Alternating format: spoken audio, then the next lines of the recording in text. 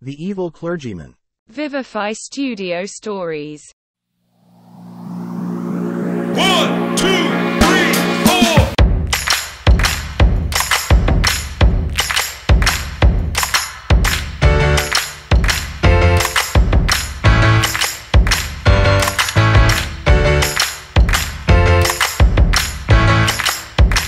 I was shown into an attic room by an important, intelligent man in quiet clothes and an iron-gray beard, who spoke to me as follows. End quote.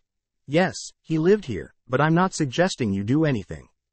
Your curiosity makes you irresponsible. We never come here at night, and it is only because of his will that we keep it that way. You know what he did. This disgusting society has finally taken over, and we don't know where it is buried. Neither the law nor anything else entered society. End quote. I hope you won't go blind. And I'm asking you to leave that thing on the table, the thing that looks like a matchbox, alone. We don't know what it is, but we suspect it has something to do with what he did.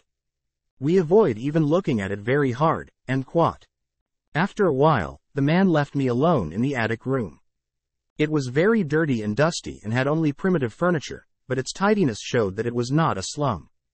There were shelves full of theological and classical books, and another bookcase containing treatises on magic, Paracelsus, Albertus the Great, Trithemus, Hermes Trismegistus, Borellus, and others in a strange alphabet, the titles of which I could not decipher.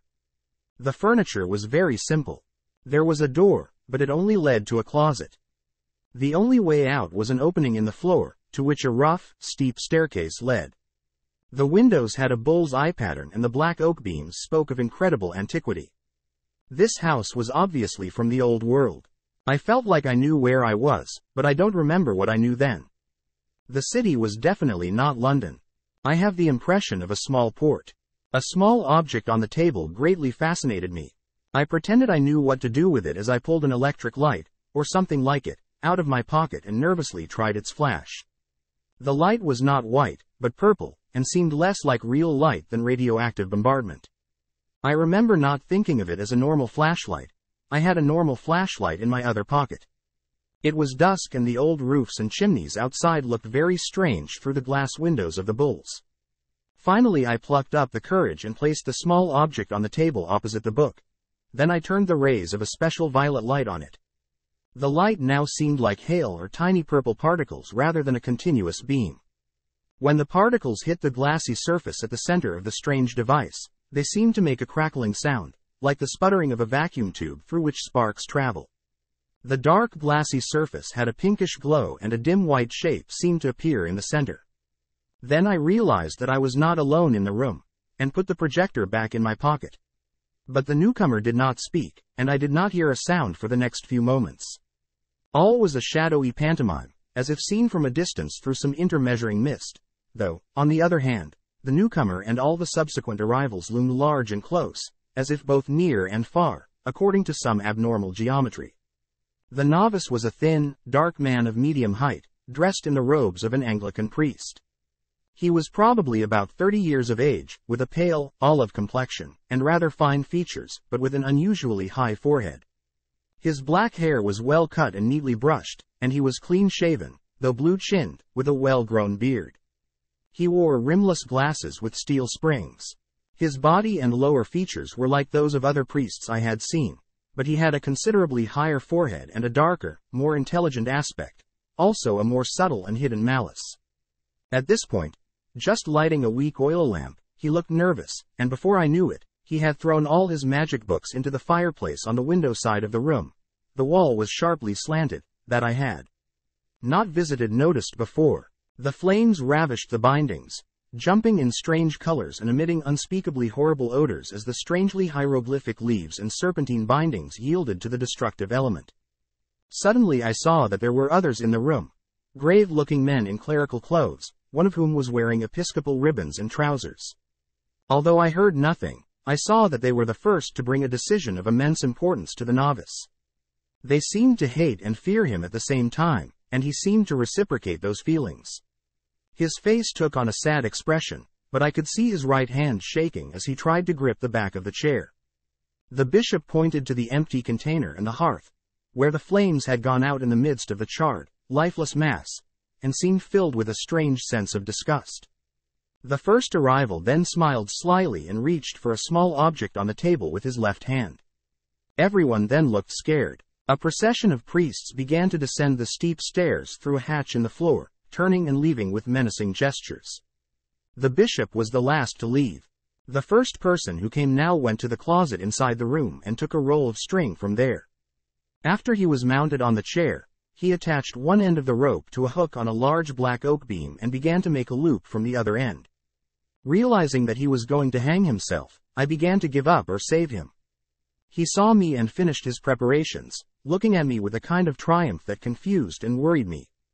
He slowly rose from his chair and began to slide towards me, a positively wolfish grin on his dark, thin lips. Feeling somehow in mortal danger, I pulled out a strange beam projector as a defensive weapon. Why I thought it could help me, I don't know.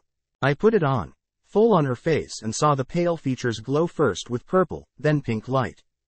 His expression of wolfish joy began to be blocked by a deep look of fear, which, however, did not completely replace the joy.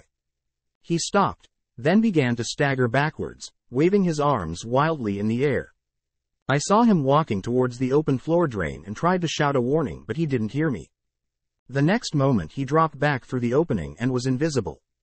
I struggled to move towards the stairs, but when I got there, I didn't find a body crushed on the floor below. Instead, there was the clicking of people with lanterns as the fantastic spell of silence was broken, and I heard voices again and saw figures three-dimensionally normal. Obviously, something drew the crowd to this place. Was there a noise I didn't hear? At that moment, the two farthest people, probably simple villagers, saw me and stopped paralyzed. One of them shouted loudly and loudly. And quat. Oh, it bay, sir? Again? And quat. Then they all turned and fled madly. That is, all but one. When the crowd was gone, I saw the bearded man who had brought me here, standing alone with a lantern. He looked at me breathless and mesmerized, but didn't seem afraid. He then started up the stairs and joined the attic. He spoke. And quat. So you didn't leave it alone. I'm sorry, I know what happened. This had happened once before, but the man got scared and shot himself. You shouldn't make him come back. You know what he wants. But you don't have to be afraid like her other guy. Something very strange and terrible happened to you, but it didn't go far enough to damage your mind and personality. If you remain calm and accept the need to make some radical changes in your life, you can continue to enjoy the fruits of the world and your scholarship. But you can't live here, and I don't think you want to go back to London. I would recommend the US. And quat. You don't try with it anymore. Now nothing can be sent back. Doing something, or calling, would only make things worse. You're not as bad as you could be, but you have to get out of here now and stay away. Thank heavens it didn't go any further. And quat. I will prepare you as directly as possible. There has been a certain change in your personal appearance. He always causes it, but you can get used to it in a new country. There is a mirror at the other end of the room and I will lead you to it. You get a shock, even if you don't see anything repulsive, and quat. I was now trembling with deadly fear, and the bearded man had almost to hold me as he led me across the room to the mirror, to the dim lamp, that is, the lamp that had been on the table before, not even the dim one that he brought. In the free hand, this is what I saw in the glass.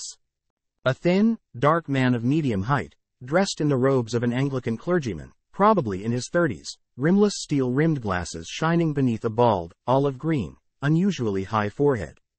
It was the quiet first comer who burned his book. All my life I had to be that man outside.